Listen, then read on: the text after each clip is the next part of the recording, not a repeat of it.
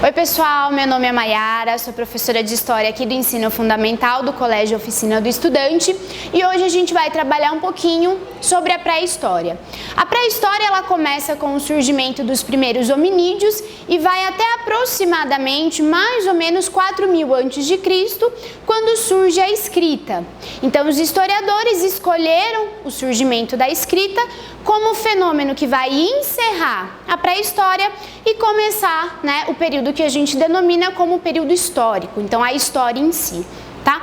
Para a gente começar a falar sobre a pré-história, a gente tem que lembrar que o processo de evolução dos hominídeos, ele foi um processo lento e gradual.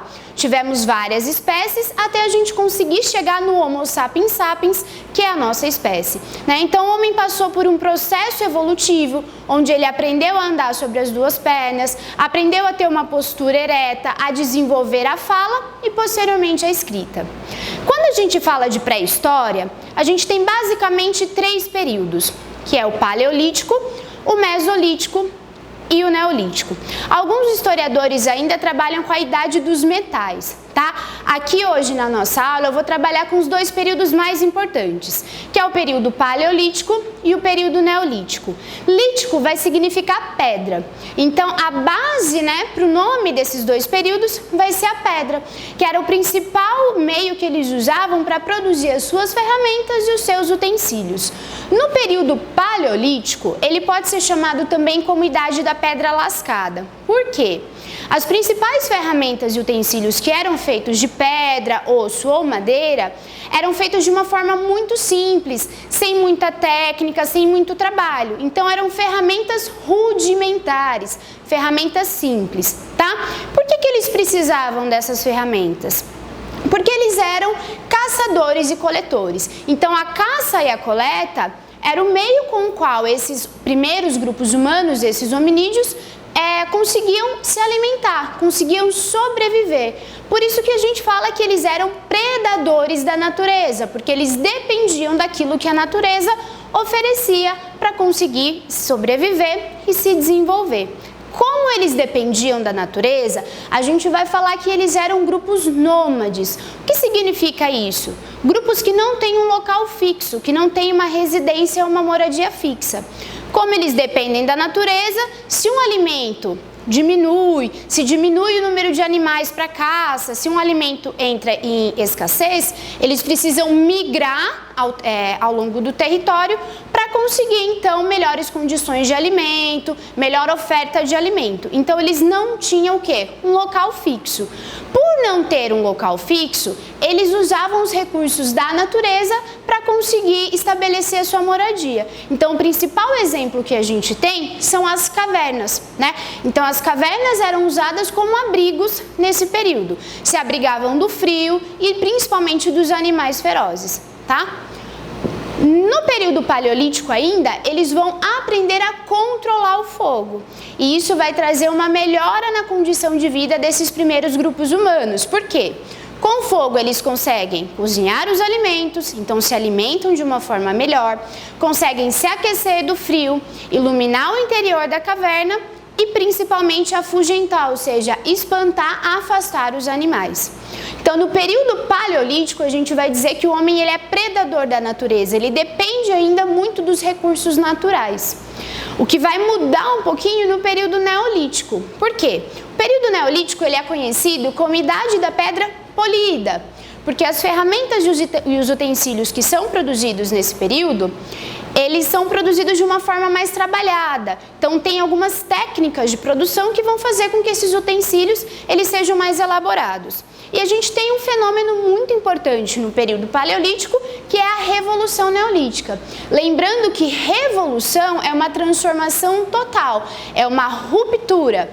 E a reforma são pequenas transformações. Então, aqui na Revolução Neolítica, o que a gente tem? A descoberta da agricultura. Então, o homem ele deixa de ser predador da natureza para ser produtor produtor da natureza. E a agricultura vai ser algo muito importante na vida do ser humano, porque ele começa a produzir o seu próprio alimento e isso vai permitir, vai possibilitar que ele se fixe em um local. Então, a partir desse momento, a gente fala que o homem ele deixa de ser nômade, ele começa a abandonar gradualmente a caça e a coleta e ele fica fixo, ou seja, sedentário em um local. E a partir desse processo de sedentarização, começa a se intensificar as relações sociais, então surgem as primeiras cidades, que é o que a gente vai chamar de revolução urbana, surgem as primeiras civilizações e daí vem a necessidade do homem se organizar socialmente, então estabelecer uma hierarquia social e estabelecer um governo, um estado centralizador, como por exemplo o faraó na figura, na região do Egito Antigo. Então é essa revolução neolítica que vai permitir que o homem ele se desenvolva através da agricultura, tenha um aumento populacional e que a sociedade tenha o quê? Relações mais complexas. Para a gente trabalhar com a pré-história, a gente utiliza principalmente as fontes materiais, seja uma pintura rupestre, que representavam cenas do dia a dia desses primeiros grupos, sejam os fósseis. Por quê, pessoal? Na pré-história, a gente não tem ainda registros escritos, então fontes escritas para o historiador poder consultar e produzir o conhecimento sobre esse período. E também a gente não tem fotografias registrando o modo de vida desses primeiros homens. Então, os fósseis eles são muito importantes dentro do campo da história para a gente entender como surgiram, como e onde viviam os nossos ancestrais. Mas os fósseis eles são bacanas porque outras áreas do conhecimento se utilizam dos fósseis para produzir alguma sabedoria. Então, a biologia para entender como surgiu e como evoluiu os animais, as plantas, a química também com a datação dos fósseis. Então, os fósseis são exemplos bacanas, de fontes que são interdisciplinares. Eu tenho aqui uma réplica de um fóssil para mostrar para vocês, lembrando que os fósseis originais estão nos sítios arqueológicos ou nos museus, porque eles precisam de um tratamento especial que é desenvolvido pelos arqueólogos, por especialistas dessa área.